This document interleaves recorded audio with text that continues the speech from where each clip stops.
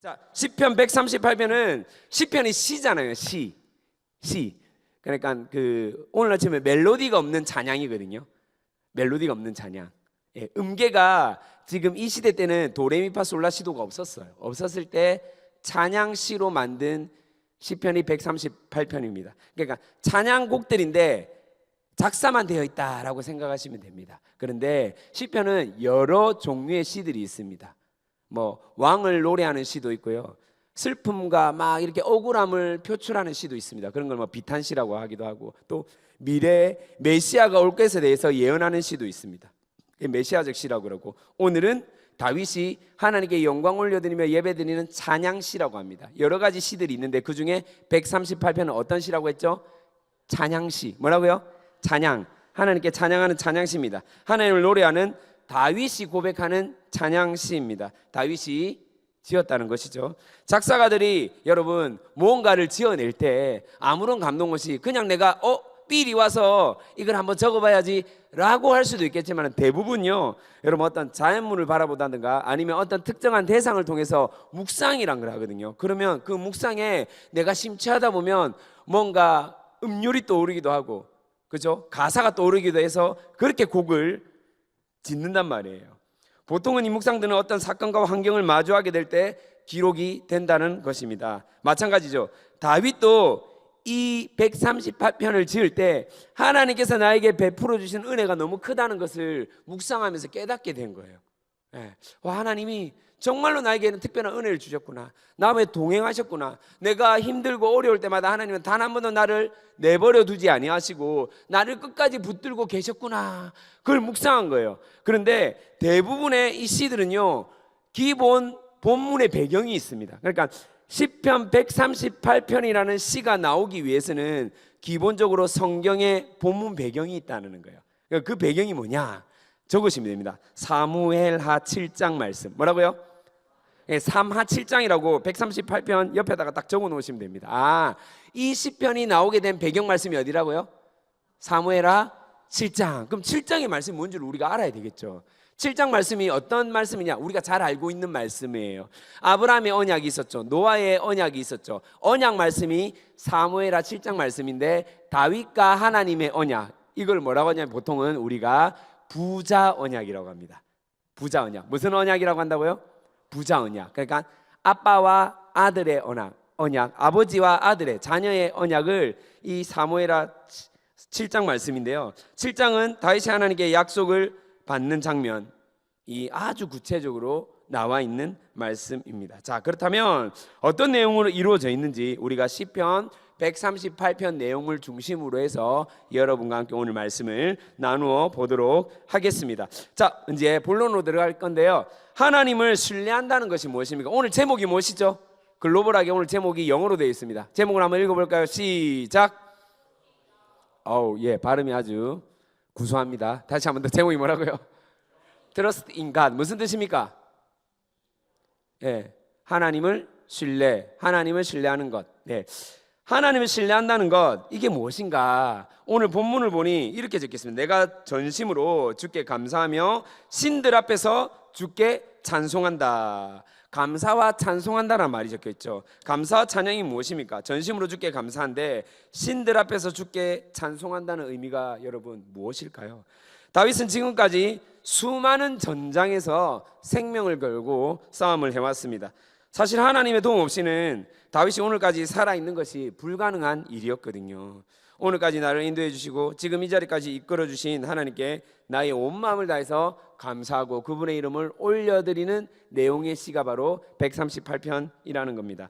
여러분, 고대 사회는요 사람과 사람 사이의 전쟁이 아니었어요. 이들의 특징은 뭐냐면 내가 믿는 신과 네가 믿는 신의 싸움이에요. 그러니까 누가 신이 더 세냐, 그걸 뭐라고 하냐면 신전이라고 그래요. 신전.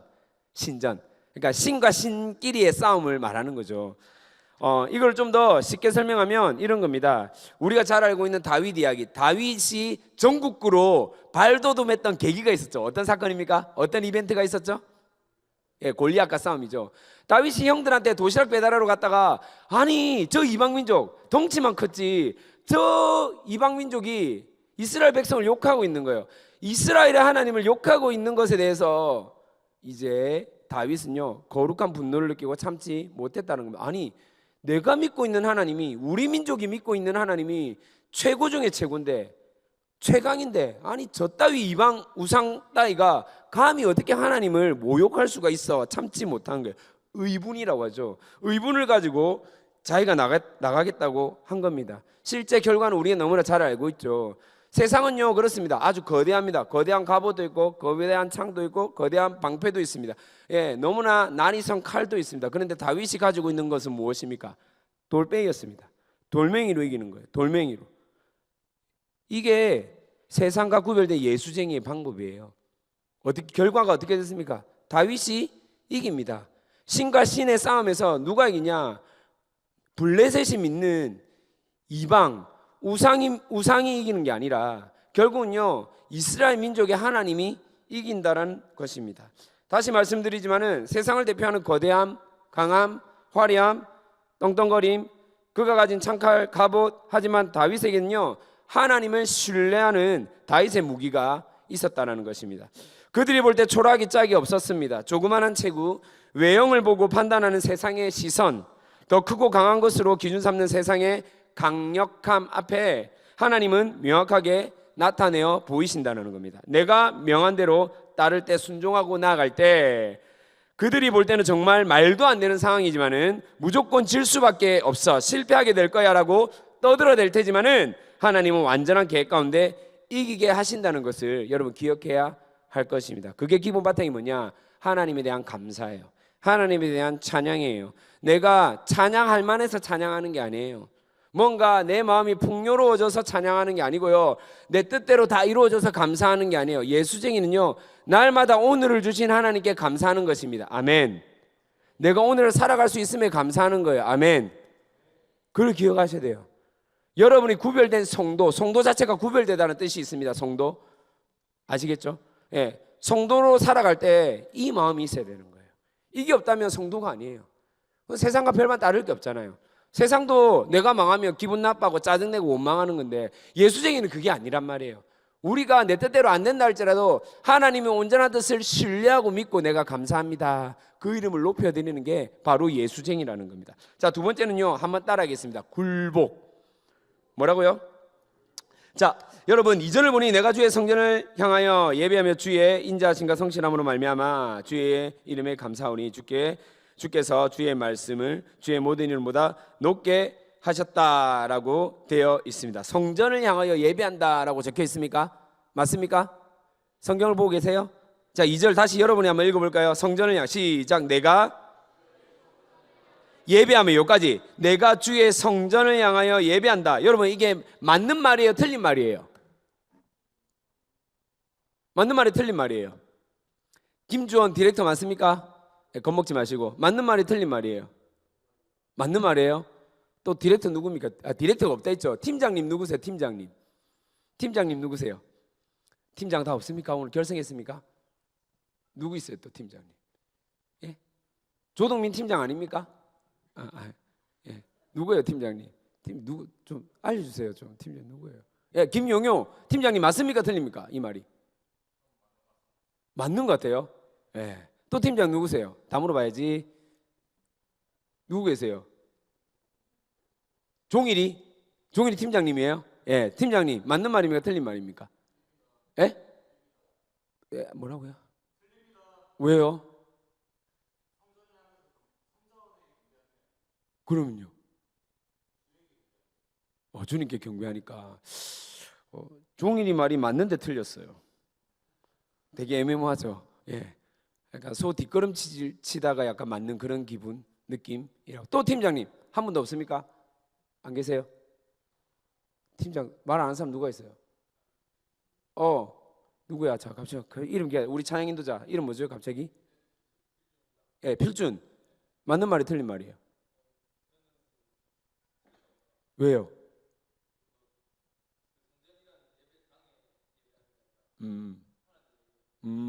예. 자, 자, 그래서 우리가 배경을 중요하게 파악해야 된다는 겁니다. 자, 다윗 시대죠 지금. 맞습니까? 다윗이잖아요. 질문: 다윗 때 성전이 있었어요, 없었어요? 있어요, 없어요? 근데 지금 뭐라고 적혀 있는 거예요? 그 말이 틀려요, 맞아요? 다시 이해가 안 되세요? 다시 성전이 있어요, 없어요? 없잖아요. 지금 성전 언제 지어요? 솔로몬 때 짓잖아요. 아들 때 짓잖아요. 지금 성전이 있다 없다? 없습니다. 성전 없습니다. 그런데 지금 다윗이 고백하는 거예요. 내가 주의 성전을 향하여 예배한다. 이게 맞는 말이에요, 틀린 말이에요? 이해가 안 됩니까? 다시 여러분, 지금 성전이 있어요, 없어요? 없어요. 근데 성전을 향하여 예배한다. 맞는 말이 틀린 말이에요? 틀렸잖아요. 성전이 없는데 어떻게 성전을 향하여 예배할 수 있어요? 근데 왜 이렇게 기록했을까? 틀린 것을 다윗은. 이거를 여러분 묵상할 줄 알아야 돼요. 이 포인트를 잡고 묵상해서 하나님이 이런 의도로 기록했구나, 이걸 잡는 사람이 정말로 말씀 가운데 내가 묵상하면 살아내는 사람이에요. 자, 왜 이렇게 기록했을까? 이유가 있다라는 거예요. 이유가 성전이 분명히 없었어. 없는데 다윗은 의도적으로 기록을 해 놓습니다. 맞죠, 여러분? 예, 다윗 때는요 아직 성전이 없어요. 그럼 성전 대신에 뭐가 있습니까? 장막이에요. 성막 다음에 뭐죠? 장막. 다윗의 장막이 있거든요. 장막이 있습니다. 여러분, 사실은요 성막에서 장막으로 넘어올 때 잠시 휘장이 사라졌었습니다. 이해됩니까? 성전을 짓고 나서 다시 휘장이 생기긴 했지만은 다윗의 장막 때는요 휘장이 사라져 있습니다. 하나님과 직접적으로 교통하고 예배드리고 있는 장면이에요. 자, 다윗은요 하나님께 예배를 드리고 싶고 너무나 하나님의 집을 짓고 싶었어요. 그런데 집을 지을 수 있다 없다? 없다요. 하나님이 짓지 말라고 했거든. 다윗을 사랑하는 마음이에요. 지금 안 그래도 네가 전쟁통에 너무나 많은 에너지를 소모했는데 많은 국민들이, 민족들이 세금도 내고 그렇게 피로도가 높은데 성전까지 지으면 너무 힘들어. 그래서 너희 아들 세대에 짓게 할 거야 라고 약속을 주셨단 말이에요. 그래서 실제로 솔로몬 때 성전이 지어집니다. 하지만 다윗은요 하나님의 약속을 신뢰하거든요. 무엇을 신뢰한다고요? 성전이 지어질 것을 믿는다라는 거예요. 지어질 성전을 향해서 예배를 하는 거예요. 여러분, 이게 얼마나 놀라운 말씀입니까? 지금 이루어지지 않았어요. 그런데 믿음의 눈으로 바라보고 예배를 드리는 거예요. 하나님을 향해서. 하나님, 곧 뭐잖아, 이곳에 하나님을 찬양하고 하나님을 향해서 두 손 들고 나팔 불고 온 민족들이 함께 나와서 주님이 우리의 주인이십니다 라고 고백되어지는 이 공간에 하나님 곧 생겨날 겁니다 라고 믿음의 눈으로 바라보며 예배하는 모습이라는 것입니다. 특별히 여기에 예배하다라는 말이 뭔지 압니까? 여기서 예배한다는 말이 나오지 않습니까? 내가 주의 성전을 향하여 예배하며 라는 원어가 뭐냐면 따라하겠습니다. 샤. 뭐라고요? 샤. 이게 구약에 예배하다는 원어가 두 개가 나와요. 아바드라는 말이 하나가 있고 두 번째는 이 예배하다라는 말은 샤입니다. 샤는 경배하다 또는 종이 주인에게 엎드려 경배하다, 주인에게 바짝 엎드리다. 더 심한 말로 말할게요. 따라하겠습니다. 굴복하다. 뭐라고요? 굴복하다. 굴복하는 거예요. 완전히 굴복하는 거예요. 굴복은요 내 생각이 없어요. 내 기준이 없어요. 내 판단이 없어요. 예배에 대해서 판단하고 기준 매기고 이렇고 저렇고 하지 않는다라는 거예요. 하나님 앞에서 우리가 예배자로 나온다는 것은 뭐냐면 내가 갖고 있는 앞선 경험들, 내 선지식들을 내려놓고 오직 예배자로서 주님만 경배하고 바라보는 게 바로 굴복, 예배 원어예요. 여러분이 예배를 어떻게 드립니까? 오늘 분위기가 왜 이렇지? 오늘 연기가 마음에 안 들어. 오늘 조명 색깔이 이상해. 오늘 찬양 인도자 목소리가 약간 껄끄러워. 너무 칙칙해. 오늘 복장도 마음에 안 드네.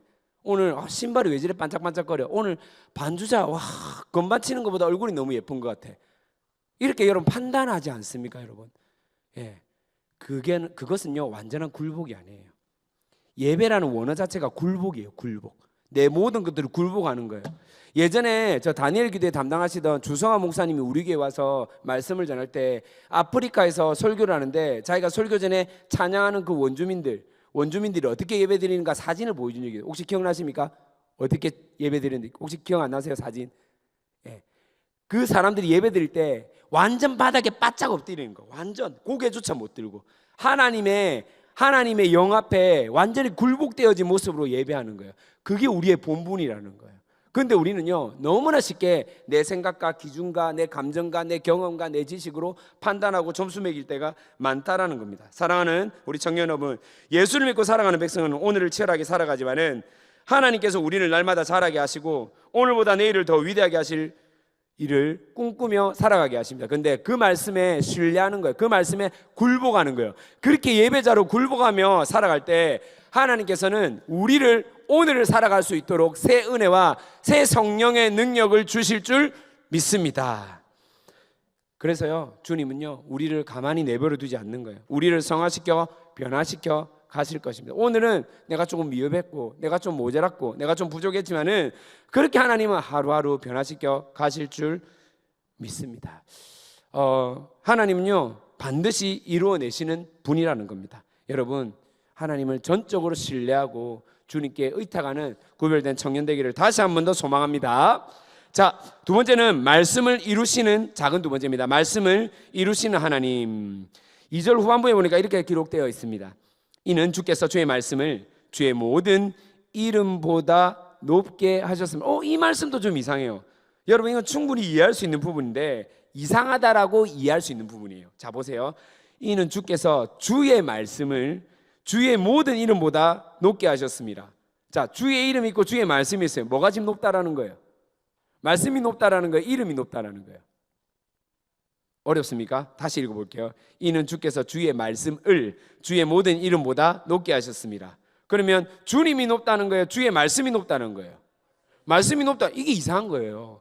아니, 우리 주님이 얼마나 위대하신 분인데, 우리 주님은 창조주 만유의 하나님인데, 지금도 하나님은 창조의 하나님으로 온 땅을 하나님의 그 섭리로 운행하시고 다스리고 있는 분인데 어떻게 주님보다도 말씀이 더 높을 수 있다라는 겁니까? 이상하다는 거예요. 근데 우리가 해석을 똑바로 해야 됩니다. 자, 하나님의 이름을 어떻게 이룰 수 있는가라고 생각할 수 있겠지만 본 의미를 찾으면 우리가 이해하는 데 큰 도움이 될 것 같습니다. 자, 여기서 이름이라는 단어는 단순한 호칭을 말하는 게 아니에요.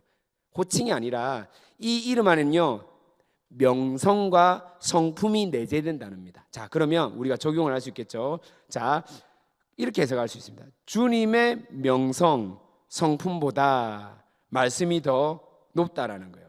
자, 여기서 말씀은 우리와 맺은 언약을 의미하는 거예요. 그러면 다시 처음부터 정리해 보겠습니다. 주님의 명성보다 하나님의 언약이 더 중요하다? 맞습니까? 자, 하나님은 자신의 명성보다 자신이 하신 말씀, 즉 언약을 반드시 성취하는 분이다. 이렇게 하면 여러분 충분히 납득이 될 것 같습니다. 하나님은 자신의 명성보다도 당신이 하신 말씀, 즉 언약을 반드시 이뤄내시는 분이라는 거예요. 우리가 꼭 기억해야 할 것은 하나님은 인격적이시다. 하나님은 어떤 말이라고요? 인격적이다 의미가 뭐예요? 인격적이다. 신인데요 하나님의 눈높이에 계신 분이 아니라 우리 가운데 눈높이를 낮춰서 내려오셨다라는 거예요. 자, 그렇다면 하나님은 시편의 배경이 되는 중요한 말씀이 있겠죠. 사무엘 7장 어떤 말씀이 있습니까? 좀 전에 서두에 얘기했지만은 자, 7장 12절에서 16절 말씀인데 우리가 한 목소리로 한번 읽어보도록 하겠습니다. 자, 12절에서 16절 시작.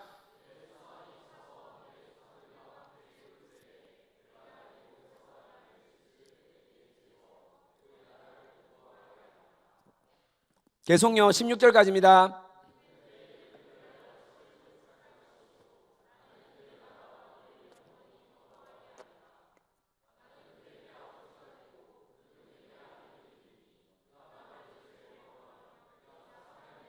인생의 채찍으로 징계하여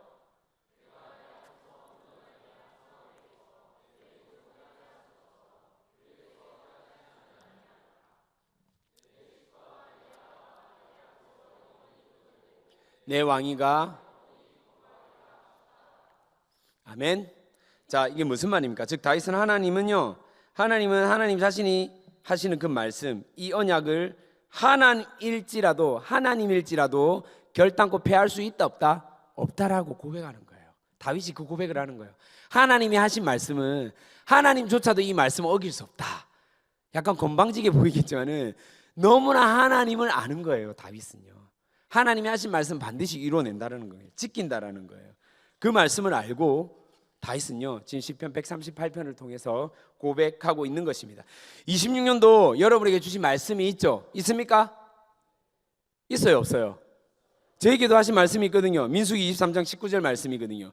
하나님은 사람이 아니시니 거짓말을 하지 않으시고 인생이 아니시니 후회가 없으시도다. 어찌 그 말씀하신 말을 행하지 않으시며 하신 말씀을 실행하지 않으시랴. 이해가 처음에 안 됐습니다. 그런데 분명했어요. 아, 그렇지. 나에게 하신 말씀은 하나님은 결단코 패하지 않으시고 반드시 이뤄내시는 분이구나. 이 말씀이 내 말씀인 걸 언제 제가 깨달았냐면, 우연히 저의 영적 스승인 전도사님 한 분 계십니다. 여자 전도사님인데, 전도사님이 저를 콜링을 하셨어요. 오랜만에 이제 뭐 이야기 나눈다고 했는데, 갑자기 뭐 이렇게 위로도 해주시고 용기도 부어주시고 뭐 또 앞으로 어떻게 사역할 건지 막 의논하다가 말씀을 주시는 거예요. 이 말씀을 하시는 거예요. 제가 송궁영 신예배 때 받았던 말씀인데 본인이 갑자기 이 말씀을 하는 거예요. 마치 짜고 친 것처럼. 그러면서 이 말씀을 하시더니, 연 목사님 제가 계속 기도하겠습니다. 이 말씀 붙들고 살아가세요 하는 거예요. 제가 너무 놀랐거든요. 아, 분명하시구나. 하나님은 진짜 말씀, 언약에 대해서는 반드시 이뤄내시고 성취하시는 분이구나. 사랑하는 청년 여러분, 우리 청년부에게 하신 말씀이 있습니까? 올해 하신 말씀이 있어요? 우리 유 목사님부터 해가지고 팀장님들, 우리 청년부에게 올해 어떤 말씀을 주셨는지 모르겠습니다만은 그 말씀을 붙들고 다시 회복되어지고 다시 하나님 향해 나아가는 구별된 함께하는 게 청년부 되기를 진심으로 소망합니다. 네 번째, 기도에 응답하시는 하나님. 3절을 보면요, 다윗은 누구보다 자신의 간구에 하나님이 응답하셨다라고 고백합니다. 그런데 실제로 다윗의 이야기가 있는 사무엘을, 우리 사무엘 상하를 들여다보면요, 고난과 시련이 너무나 많아요. 한 번도 녹록지 않았어요. 시편에서는 비탄시가 참 많습니다. 그런데 오늘 다윗은 응답이라고 고백하고 있는 것이죠. 그 당시 상황에서는 이해할 수도 없고 납득도 안 되고 받아들일 수 없는 그런 현실인데, 돌아보니 하나님의 시각으로 다시 보니, 여러분이 좀 전에 불렀던 하나님의 시선으로 바라보니 진짜 하나님께서는요 우리를 가장 좋은 길로 인도하셨고 하나님의 그 울타리 가운데 우리를 보호하고 있다라고 고백하고 있는 것입니다. 하나님 아버지의 마음을 깨달았다는 거죠. 우리 역시 마찬가지입니다. 오늘 나의 기도에 내 뜻대로 응답되지 않았다고 여러분 슬퍼하지 않기를 바랍니다. 내가 마주한 현실 앞에 일희일비하는 인생이 아니라 하나님의 시각으로 나를 나되게 가장 좋은 길로 지금도 인도하신 하나님, 지금도 함께 하신 하나님, 지금도 내버려 두지 아니하시고 나를 던져진 존재로 그냥 방치하고 계시는 분이 아니라 내 눈에 보이지 않을 뿐이지 언제나 나와 함께 계시고 나를 가장 좋고 선한 길로 인도하시는 내 아버지 되시는 하나님인 줄 믿고 살아가기를 진심으로 축복합니다. 큰 두 번째, 킹 오브 킹, 왕 중의 왕이라는 거예요. 큰 두 번째, 작은 첫 번째를 보면 열방이 인정하는 하나님. 4절과 5절에서 세상의 모든 왕들도 하나님의 위대하심을 알고 그 행함을 알고 노래한다라고 말씀하고 있습니다. 말 그대로 모든 왕들을, 모든 권세자들을 나타내고 있습니다.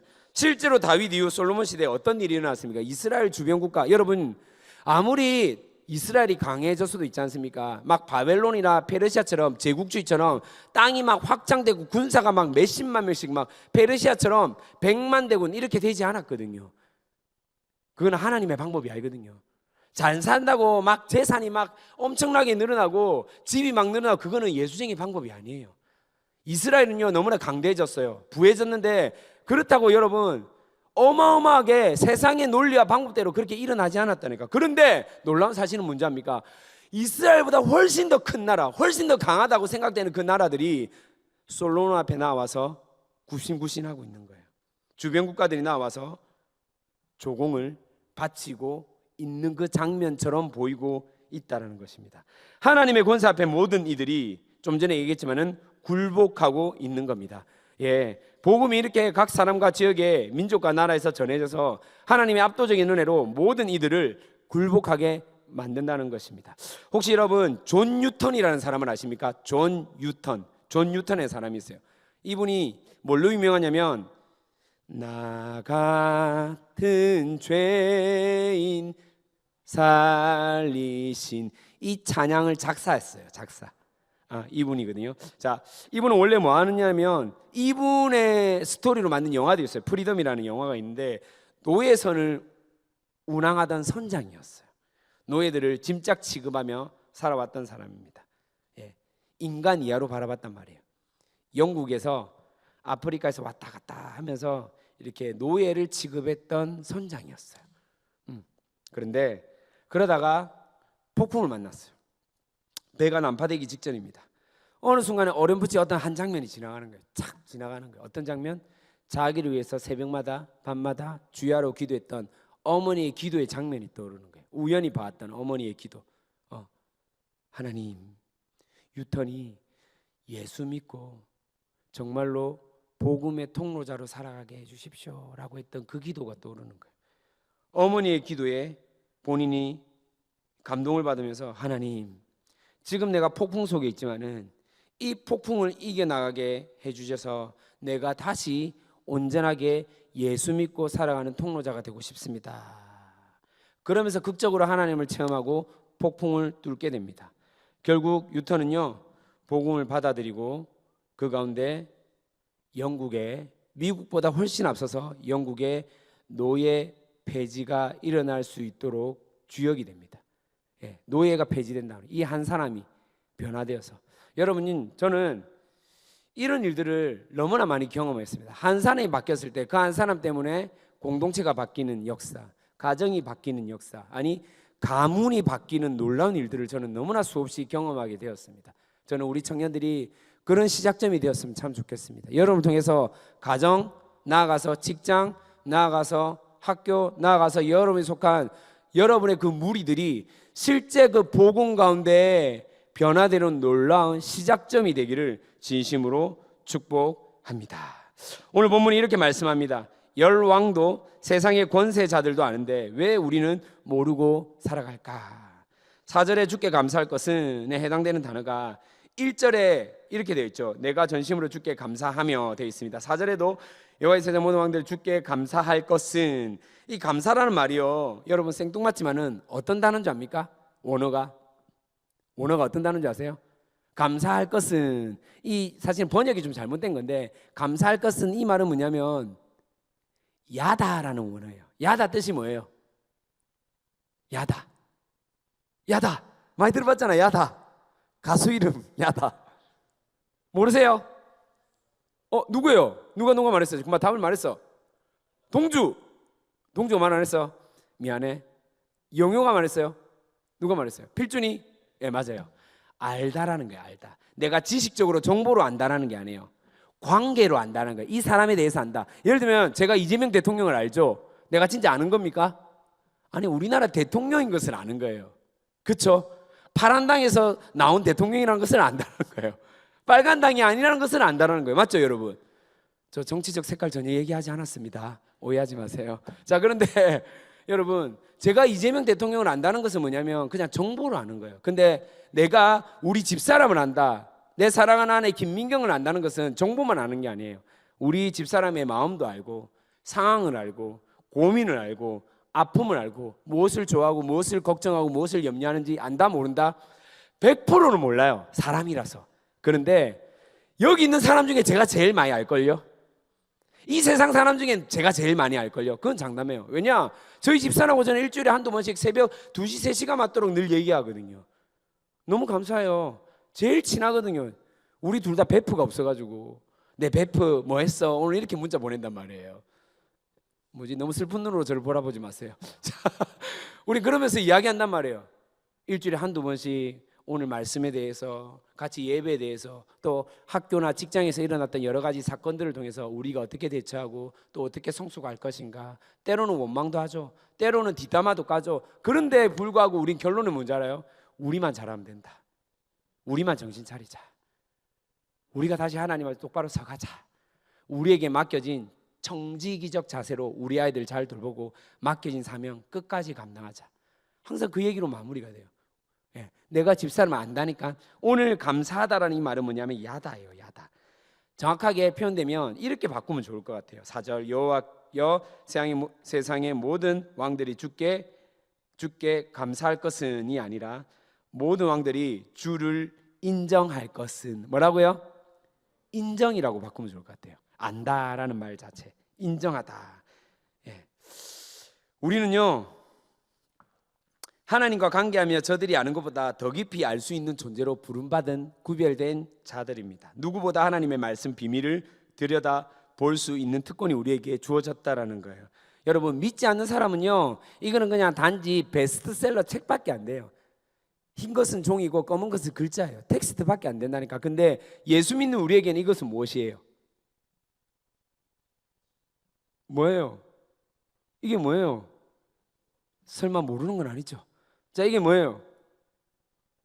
오늘 단체로 대답 안 하기로 여러분 혹시 뭐 이렇게 작단 모의하고 그런 건 아니죠? 자, 이게 뭐예요? 시온아, 이게 뭐야? 성경이잖아요. 성경을 뭐라고 해요? 그렇지, 바이블이지. 자, 성경을 뭐라고 하냐면 성경의 의미가 따라하겠습니다. 특별 계시. 계시가 뭐예요? 감추어져 있던 것이 보여졌다라는 말이에요. 이해되십니까? 원래 숨겨져 있었는데 계시되었다. 우리에게 드러났다. 이 말이에요. 여의예요, 여의. 이해하시겠죠? 계시되었다. 그럼 특별 계시는 뭐예요? 특별히 믿는 성도에게만 계시된 거. 예수 믿지 않는 사람 몰라. 예수 믿는 우리에게만 보여진 것, 나타낸 것. 왜?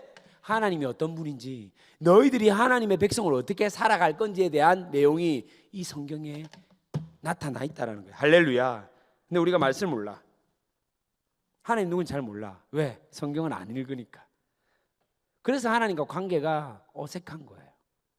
말씀을 잘 안 읽으니까요. 그게 너무 안타깝다라는 거예요. 사랑하는 함께하는 게 청년 여러분, 우리는 그 어떤 이들보다 하나님과 관계할 수 있는 권리를 부여받은 자입니다. 아멘입니까? 아멘이에요, 진짜? 우린 그런 존재로 부름받았다니까요.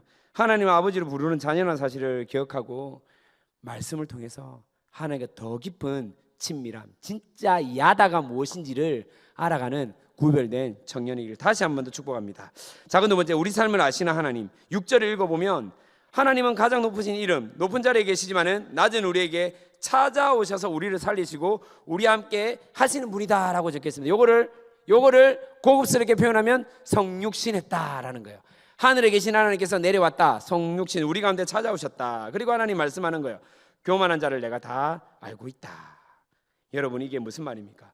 여러분이 여기저기 겪고 있는 억울한 일들, 많은 고난과 오해 속에서 살아가는 그 삶을 주님은 다 알고 있는 거예요. 취업 준비로 지쳐있는 마음도 알고, 가족들의 질병으로 고통받고 있는 여러분의 마음도 알고, 집이고 회사고 내 마음 알아주는 곳 없어서 늘 외로운 가운데 있는 여러분의 상태도 알고, 이젠 현실에서 회피하고 싶은, 도망가고 싶은 그 마음도 알고, 텅 빈 공허한 마음, 허탈한 생각들도 알고 있고, 이제 힘이 없어요, 완전한 번아웃이에요, 탈진된 상태예요 라고 하는 무기력해진 여러분의 마음도 주님이 다 알고 있다는 겁니다. 그런데 여러분 믿으셔야 돼요. 하나님은요, 하나님의 속성 중에 뭐가 있냐면 시간과 공간을 초월하신 분.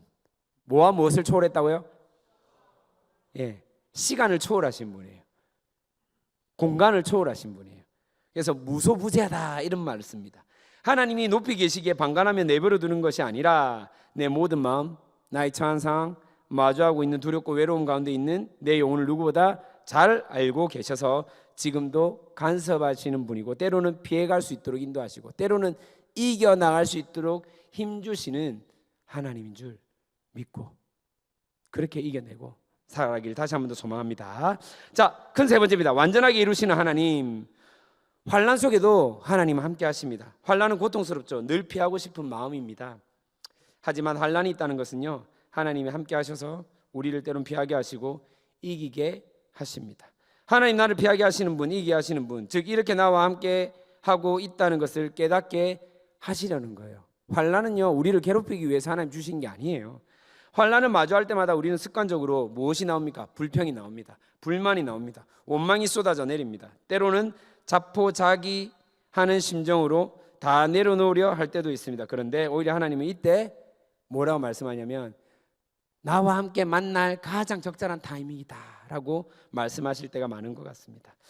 다윗은 수많은 환난과 시련 속에서 주님의 함께 하심을 경험합니다. 사울이 쫓아올 때도, 의지했던 아내 스승 친구와 헤어질 때도, 이스라엘 백성 영웅 다윗을 스스로 부정해야 할 때도 하나님은 함께 하시는 거예요. 얼마나 여러분 힘들었을까요? 영웅이었는데, 골리앗을 물리친 국민의 영웅이었는데, 근데 아내랑 헤어지게 되고 스승과 헤어지게 되고 친구와 요나단과 헤어지게 되고 나중에는요 이방 땅에 쫓겨가게 되거든요. 피하려고 블레셋 땅에 쫓겨가는데 사람들이 신고한 거예요. 저 간첩이다. 골리앗 죽인 다윗이다. 왕이 잡으러 옵니다. 군사들 대동하고. 그때 다윗이 했던 행동이 무엇입니까? 침 질질 흘리면서 바보짓하는 거예요. 자기 스스로 회피할 수밖에 없었던 모습. 여러분 얼마나 힘들었을까요? 그 감정에 한번 들어가 보세요. 자기를 부정할 수밖에 없는 상황인 거예요. 그때도 하나님이 함께 하셨다고 지금 다윗은 고백하고 있는 거예요. 혹 가족과의 어쩔 수 없는 이별로 고통당하는 성도들이 계십니까? 친구들로부터 연인으로부터 이별 통보를 받고 있는 청년들이 있습니까? 신앙의 롤 모델도 없고 공동체도 없다고 느껴지진 않습니까? 그래서 내 인생은 세상에서 여기저기 나는 안 되는구나, 나는 글렀구나, 실패자구나 라고 여기며 살고 있지는 않습니까? 여러분 다시 찬찬히 숨을 들이쉬고 내쉬어보십시오. 그리고 하나님이 지금까지 나에게 행하셨던 일, 앞으로 행하실 계획을 믿음의 눈으로 바라보고 나아가는 겁니다. 주님을 신뢰한다는 것은요, 앞으로 일에 대해서 일어나지 않았지만은 그럼에도 불구하고 예배당이 지어질 것, 성전이 지어질 것을 바라보는 그 믿음으로 찬양으로 올려드리는 다윗의 마음처럼 바라보는 거예요. 믿는 것이에요. 여러분, 그러면 지금 모습에 의해서 내 인생이 승패가 좌우될까요? 그렇지 않다라는 겁니다. 지금은 내가 좀 찌질해도, 지금 내가 좀 부족해 보여도 사람들이 나에 대해서 손가락질하고 수근수근 될지 모르겠지만은 아니라니까요. 하나님 나를 그렇게 내버려 둔 존재가 아니라니까요. 여러분, 제가 처음에 직장 생활을 이제 정신 차리고 일해야 되겠다라고 했을 때 첫 월급이 67만 원 받았어요. 제 동기들이 거의 다 300만 원씩 받을 때 67만 원 받고 이랬어요. 여러분 시작점이 어떻게 돼요 지금? 이해가 안 됩니까?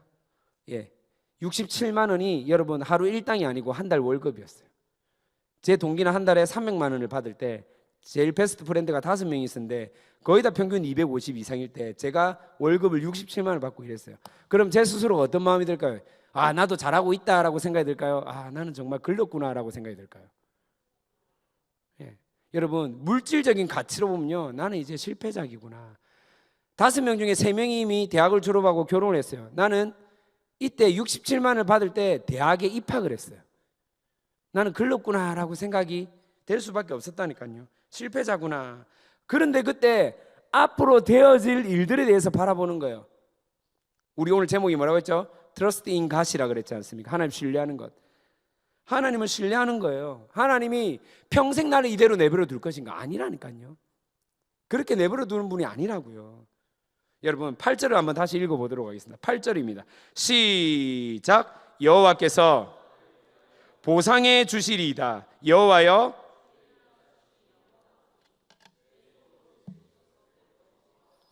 여러분 하나님요 끝까지 이루어 가십니다. 보상해 주시리라라고 되어 있죠. 개역 한글에서는 완전케 하신다라고 되어 있습니다. 그렇다면 좀 더 쉽게 쉬운 성경에는요 주의 목적을 이루신다라고 표현되어 있습니다. 다시 여기는 보상이다 적혀 있는데 개역 한글에는 어떻게 되어 있다고요? 완전하게 하신다. 쉬운 성경에는 목적을 이루신다라고 되어 있습니다. 나에게 주신 약속, 즉 언약을 성취하신다라는 거예요. 반드시 이루어내신다라는 거예요. 보상이라는 구절이 결국 약속을 성취한다라는 거예요. 여러분 진짜 하나님은요 이루시는 분입니다. 우리는 잊어버릴지 몰라도 하나님 반드시 이루시는 분임을 믿고 살아내기를 진심으로 축복합니다. 진짜예요. 여러분 제가 결혼을 하고 그 67년 받을 때 결혼을 하고 아이가 태어났습니다. 가만히 숨만 쉬었는데 마이너스가 100만 원이 넘게 나왔습니다. 너무나 힘들어요. 그런데 돌잔치를 하게 됐습니다. 많은 성도들이 축하해 주러 왔습니다. 축하금을 줬습니다. 목돈이 생겼습니다. 저희한테는 너무나 큰 돈이었어요. 그런데 제 마음 가운데 하나님 주신 선물이었거든요. 이 아이는. 이 아이에게 축하금으로 온 돈을 저희 마음대로 쓸 수가 없었습니다. 그래서 제가 저희 아내에게, 그때 제가 좀 철이 없어가지고 아내에게 통보를 했습니다. 통보. 아이랑은 의논할 수 없잖아요. 돌된 아이한테. 그렇죠? 그래서 저희 아내한테만 통보를 했습니다. 이 축하금 이제 음식값 계산하고 나머지 남은 돈 이음이 이름으로, 그때 당시에 우리가 요 구소동 땅을 계약했을 때였거든요. 헌금을 하겠다라고 했어요. 집사람이 어떻게 했을까요? 네, 아무 말도 안 하겠습니다. 저는 집사람 욕한 적이 없습니다, 여러분. 자, 그래서 헌금을 했습니다. 예, 그리고 제가 하나님께 나름대로 소원을 했습니다. 하나님 주신 아이에게 흘러 들어온 돈을 이 아이 이름으로 물질을 흘려보냅니다. 하나님, 이 돈이 쓰여진 곳에 다음 세대 언약이 성취되는 경험이 일어나게 해주십시오. 진짜 저에게는 너무나 큰 돈이었습니다. 예. 그리고 실제로 이 땅에 아름다운 교회가 지어지기 시작했습니다. 그리고 이 땅에 아이들이 몰려오기 시작한 거예요. 예. 너무 감사했습니다. 어느덧 제가 평생 67만 원 받고 살아갈 줄 알았는데 하나님께서 은혜를 베푸셔서 지금도 뭐 이렇게 여유롭고 그러지는 않습니다. 그런데 한 번도 굶지 않았어요. 한 번도 뭐 옷이 없어서 출근을 못하고 그런 적이 없습니다. 감사하게도. 그렇게 살아오다가 하나님 감동을 주셨어요. 우리 처대랑 같이 여행을 한번 해야 되겠다. 그래서 한 5년 전부터 5만 원씩 돈을 조금씩 시납으로 모으기 시작했습니다. 예, 그리고 5년 만에 조금 목돈이 모여졌습니다. 그래서 아이랑 어디를 가려고 했냐면, 여러분 들어보셨습니까? 스페인 순례자의 길 들어보셨어요? 약간 로망이 있거든요. 우리 아이가 축구를 너무 좋아해가지고 그거 새가 만발이 빠지게 걷게 한 다음에 막날에 바르셀로나 맞습니까? 예, 그 경기를 딱 보여주려고 했거든요. 얼마나 좋겠습니까? 장난 아니겠죠? 끝장이잖아 완전 막.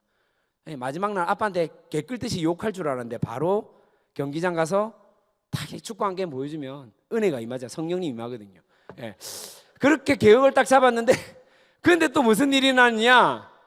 예, 요 옆에 또다시 비전센터 땅을 구입하겠다고 선포한 거예요. 교회에서. 그래서 제가 여행 가려고 계획을 다 잡았는데 하나님 계속 감동을 주는 거예요. 그래서 제가 이거 잘못 들을 수도 있잖아요, 여러분. 그럴 수 있거든요. 여러분 이때 꼭 다시 기도하셔야 돼요. 예, 그래서 다시 기도했죠. 하나님 이거 잘못 들은 거 맞죠? 기도했는데 계속 그 그림이 청년산업 그 허름한 그 집이 계속 내 눈에 왔다 갔다 해. 예, 그래서 말씀을 읽었는데 계속해서 드리라는 마음을 주는 거예요. 그래서 다시 저희 아내한테 얘기를 했습니다. 돈 얼마인데 이 돈을 드려야 될 것 같다. 그리고 아들한테 얘기했습니다. 아들아, 아빠가 사실 니랑 여행 가려고 했는데 이 돈을 헌금을 해야 될 것 같다. 근데 저희 아이가 생각보다 그런 게 좀 쿨하거든요. 왜냐하면 지 돈이 아니니까. 그래서 아빠 알아서 해 하는 거예요. 그래서 또 헌금을 드렸습니다. 그런데 제 마음 가운데 어떤 하나님에 대한 당당함이 생긴지 압니까? 오늘 말했던 이 보상이 언약으로 나오는데 하나님 드렸죠. 하나님 책임지고 보내주세요 라는 마음이 생겨서 약간 오기 같은 게 생겼습니다. 그리고 2년이 지났어요. 2년이 지났습니다. 1년 6개월 이 정도 지났는데 갑자기 코스타에서 연락이 왔습니다. 예. 연 목사님 호주에 이번에 유스코스타라는데 강사로 좀 와주시면 좋겠습니다. 제가 뭐랬는지 압니까? 제가 일정이 안 됩니다. 제자반도 있고 뭐도 있고 보통 코스타 연락은 무조건 예스거든요. 웬만한 강사님들은. 제가 간이 부어가지고 전 못 갑니다 이랬는데 근데 또 그 위에 목사님 다시 연락 왔습니다. 한 번 더 생각해봐라. 3일만 시간을 주십시오. 제가 기도해 보겠습니다. 조정을 해보겠습니다 라고 기도를 하는데 누가 떠오른지 압니까? 저희 아들이 떠오른 거예요. 아들이 떠올랐어요. 이 떠오른 이유가 있을 거 아니에요. 뭐지 했는데 여행이구나. 코스타는요 가족을 동반해서 갈 수가 있거든요. 예, 자기 가족, 아들, 아내, 남편, 물론 저는 남편이 없지만은 아내 또는 자녀 데리고 갈 수 있잖아요. 그래서 코스타 본부에 다시 전화했습니다. 조정을 해보고 저희 큰 놈을 데리고 가려고 하는데 가능합니까? 하니까 가능하다고 하는 거예요. 이거 뭐지? 했는데 근데 또 코스타는요 자비량이거든요. 본인이 직접 티켓팅을 해야 돼. 비행기 값을 알아봤어. 대한항공 알아보니 한 명당 230만 원이 나와. 2명이 가면 얼마예요? 그런 돈이 어디 있어요 저한테. 지금 여윳돈이 없는데 40만 원 50만 원도 없는데 어디 있어요? 어떻게 되지? 이건 가지 말라는 갑다. 근데 혹시나 모르니까 아내한테 얘기했어요. 여보 코스타에서 연락이 왔어. 내 아들이랑 같이 가면 좋겠는데 어떻게 하면 되니까 저희 집사람이 뭐라는지 압니까? 가 이라는 거예요. 가고 싶은데 비행값이 없어 이렇게 얘기하니까 가 내가 줄게 이라는 거예요. 여러분 이게 이해가 되세요? 제가 생활비를 저희 집사람한테 준단 말이에요.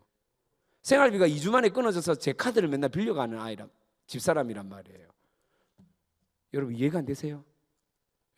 근데 가래요. 자기가 주겠다고. 근데 놀랍게도 하나님께서 저희 아내를 통해서 돈이 마련되어지는 그런 역사를 맛보게 하는 거예요. 근데 모질했어요. 모질한 돈도 하나님이 이렇게 채워주셔서 결국은 아들이랑 기적적으로 호주를 갔다 오고 그곳에서 말도 안 되는 일을 일어나게 됩니다. 강사들이 6명이 왔는데 전부 다 영어로 다 설교하는 거예요. 여러분 이런 경험 없으시죠?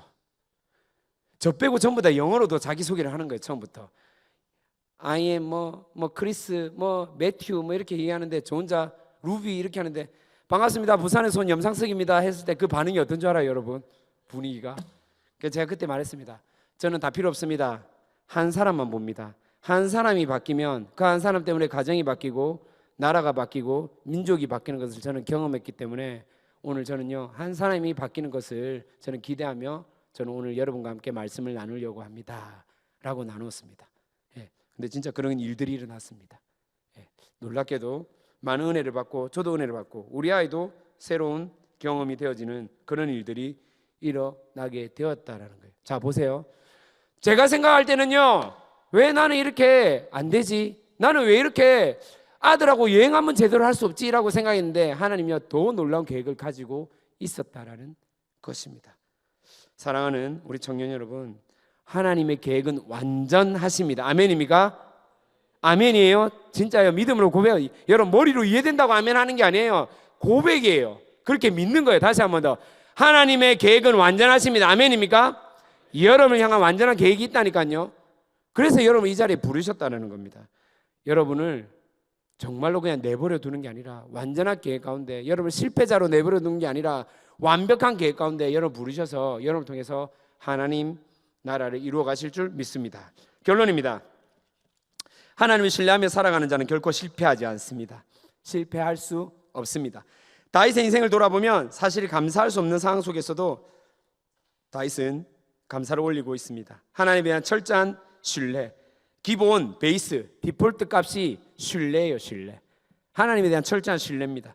찬양할 수 없는 상황 속에서도 아직 나타나지 않는 현실 속에서도 믿음의 눈으로 찬양하고 감사하고 하나님을 신뢰하는 모습이 있다는 거예요. 다윗은 막내였습니다. 형들에게 왕따를 당했습니다. 아니 아버지 아들인데 여러분 양치기를 막내가 하고 있는 거예요. 형들은 아무도 안 하고 있습니다. 성경에는 나와 있지 않지만 아마 이복 동생일 확률이 높습니다. 실제로 다윗은요. 하루아침에 영웅이 된 것 같지만 쫓기는 인생이 되었습니다. 다윗을 찾아온 사람은 환난당한 자, 빚진 자, 원통한 자, 억울한 자들입니다. 왕이 되어서도 자기 뜻대로 행할 수가 없습니다. 아니 자기 소원인데 성전 한번 제대로 자기 마음대로 지을 수 없는 현실이었다니까요. 그런데 하나님 원망하지 않습니다. 하나님을 끝까지 신뢰하고 나를 인도하신 주님을 믿고 살아가는 왕이었다라는 겁니다. 그래서요 누가 감히 다윗에게 실패했다라고 할 수 있겠습니까? 그렇게 할 수 없습니다. 우리의 인생이 사람 보기에 정신 나간 사람처럼 약간 또래이처럼 보일다 할지라도 내 삶의 주인인 주님을 신뢰하며 말씀에 순종하고 따라간다면 결코 우리는요 실패한 사람이 아니라는 것을 기억하시길 바랍니다. 다윗은 분명히 알고 있습니다. 이스라엘 사람들이 미친 거 아니야? 저 조그만 소년이 제정신이 아니야. 어떻게 골리앗 앞에 나아갈 수가 있지? 아이고 오늘 제삿날이네. 향냄새 맡겠네. 아니요, 하나님이 함께 하신다면 실패가 없습니다. 때론 돌뿌리에 혹 걸려 넘어질 수 있겠지만은 나의 여정에 함께 하시는 주님을 100% 신뢰하고 있거든요. 무엇보다 다윗은 말씀, 즉 언약을 믿고 살아가는 하나님의 자녀였습니다. 하나님을 끝까지 신뢰했다는 거예요. 여러분, 하나님이 우리 아버지가 된다는 것은 뭐냐면요, 내 곁에 언제일지 모르지만은 내가 원하는 타이밍이 아니다 할지라도 늘 곁에 아버지는요 나를 자꾸 일으키는 분이에요. 영상을 하나 보도록 하겠습니다. 영상 준비됐죠? 영상 큐.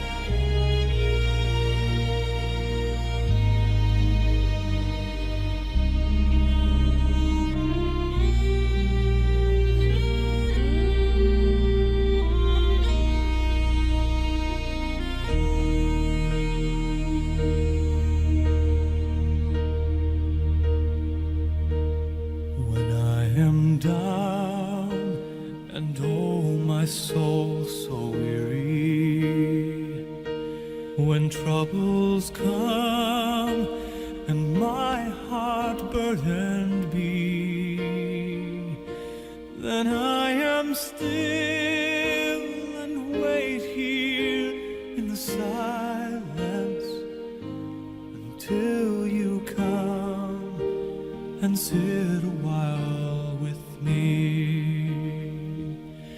You raise me up so I can stand on mountains. You raise me up to walk on stormy seas. I am strong when I am on your shoulders. You raise me up to more than I can be.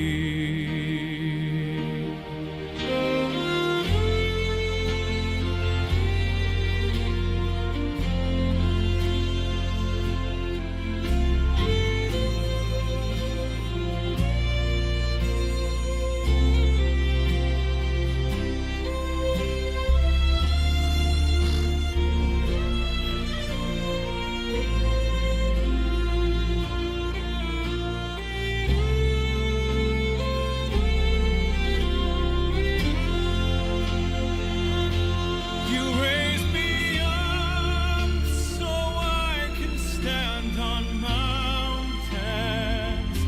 You raise me up to walk on stormy seas.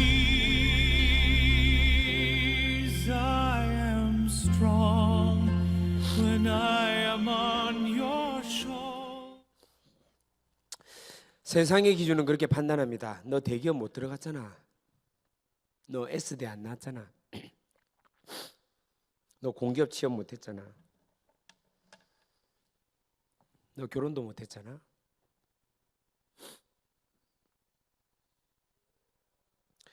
세상의 기준은 여러분이 얼마만큼 모았느냐, 얼마만큼 올라갔느냐, 얼마만큼 획득했느냐, 얼마만큼 이루었느냐라고 여러분을 평가합니다. 근데요, 우리를 이 땅 가운데 창조하셔서 보내신 하나님은 우리를 그렇게 평가하는 분이 아니에요.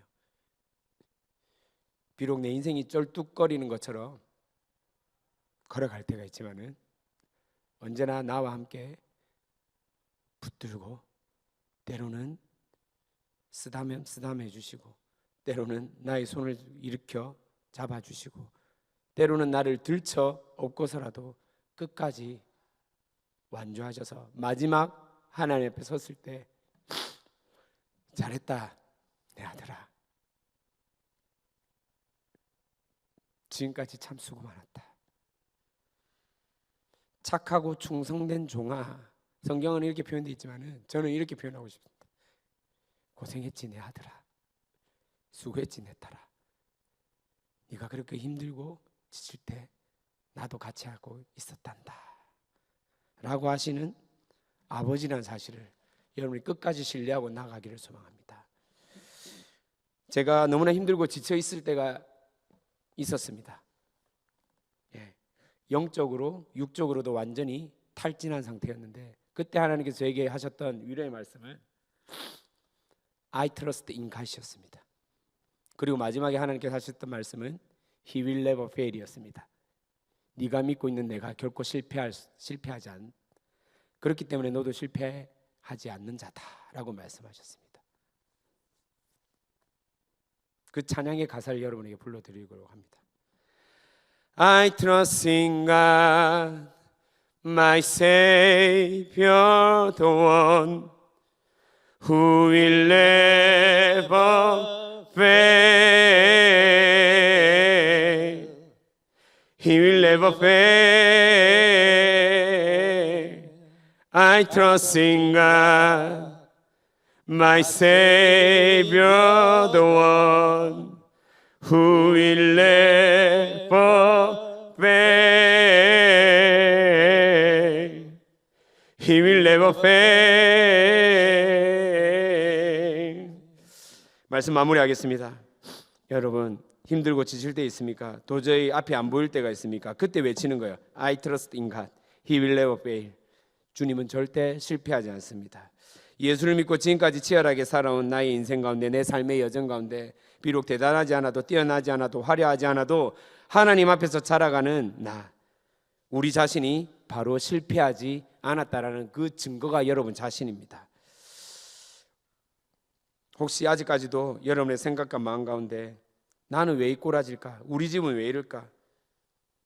왜 나에게 이런 셀원들만 모여 있을까라고 생각할 때가 있습니까? 그때 다시 외치는 거예요. I trust in God. 하나님 신뢰하는 마음.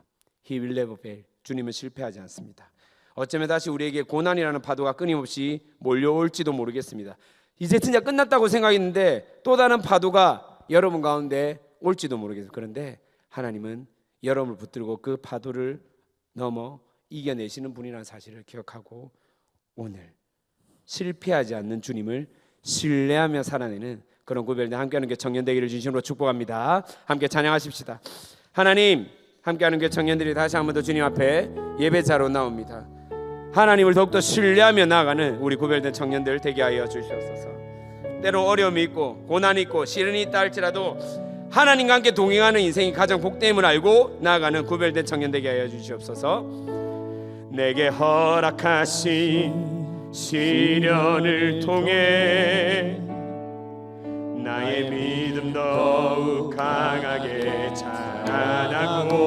자라나고 험한 상과 골짜기 지나는 동안 주께 더 가까이 나를 이끄시네. 내가 겪는 시험이 어렵고 힘겨워도 내 주님보다 크지 않네. 내 앞에 바다가 달라지지 않으면 주가 나로 바다 위 걷게 하리. 나는 믿네. 주의 능력으로 내 삶 새롭게 되리. 나는 믿네. 주의 능력으로 담대히 나가리라. 주와 함께 싸워 승리하리라. 날마다 믿음으로 나 살아가리. 내게 허락하신 시련을 통해 믿음으로 고백하세요. 여러분의 고백이 되게 해보세요. 험한 산과 골짜기 지나는 동안 주께 더 가까이 나를 이끄시네. 내가 겪는 시험이 어렵고 힘겨워도 내 주님보다 크지 않네. 내 앞에 바다가 갈라지지 않으면 주가 나로 바다 위 걷게 하리. 나는 믿네. 주의 능력으로 내 삶 새롭게 되리. 나는 믿네. 주의 능력으로 담대히 나가리라. 주와 함께 싸워 승리하리라. 날마다 믿음으로 나 살아가리. 나는 믿네.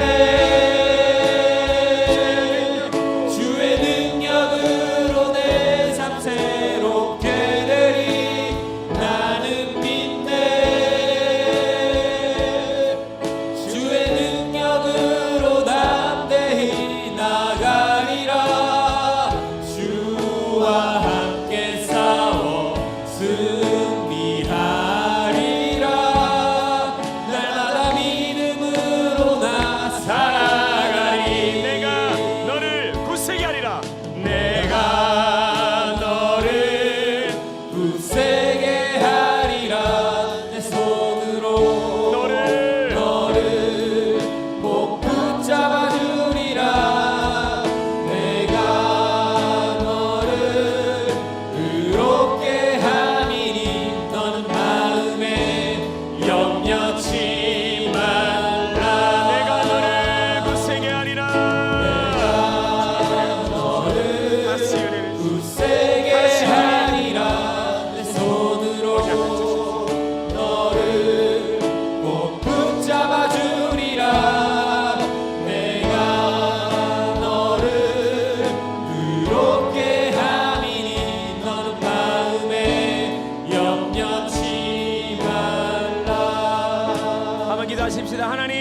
다시 하나님을 신뢰하며 나가는 구별된 우리 함께하는 게 청년 되게 하여 주시옵소서. 내 삶이 녹록지 않는다 할지라도 너무나 어려운 환경, 너무나 어려운 관계, 하나님 사방이 우겨싸움을 당하는 혼으로 홀리는 내 삶이라 할지라도 하나님을 끝까지 신뢰하며 감사하며 예배하는 구별된 우리 청년들 되게 하여 주시옵소서.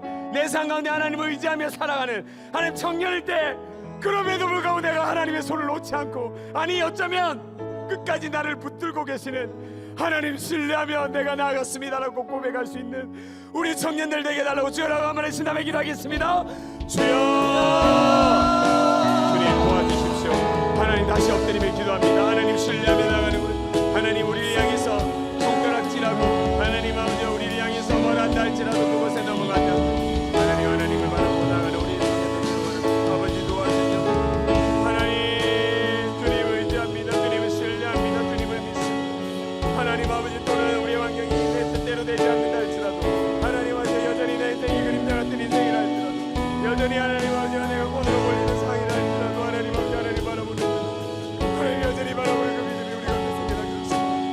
오 하나님 아버지, 청년들의 마음 가운데 다시 한 번 더 열정을 다하여 주시고 하나님 그 언약을 바라보는 믿음, 언약을 향해 나가는데 하나님의 마음이 생겨나게 하여 주시고 주님 도와주시옵소서.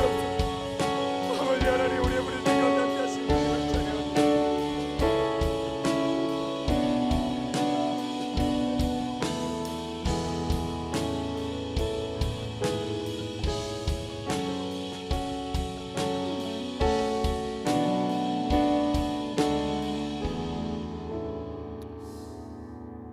주님과 맺은 언약은 결코 변함이 없습니다.